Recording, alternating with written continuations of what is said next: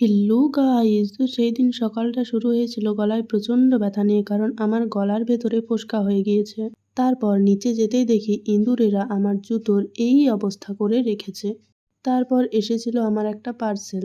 সেই দিন সকাল থেকে কিছুই খেতে পারিনি, ডিরেক্টলি লাঞ্চ করেছিলাম, আর লাঞ্চে ছিল ভাত, মাটন কষা আর আলু পোস্ত। বিকেলে দেখি হঠাৎ করেই পিসিমণি এসেছে, আর পিসিমণি এমনি এমনি আসেনি, এক হাঁড়ি ইডলির সাথে এই এত পরিমাণ নারকেলের চাটনি। না না না না, শুধু এগুলোই নয়, সাথে আবার এই এত ঠেকুয়া নিয়ে এসেছে। কারণ এই সব কিছু খেতে আমি ভীষণ ভালোবাসি। তারপর সন্ধ্যের দিকে আমি আমার এই পিঁড়িটাতে নকশা করতে বসেছিলাম। তোমরা তো জানোই আমি নকশা করতে ঠিক কতটা ভালোবাসি।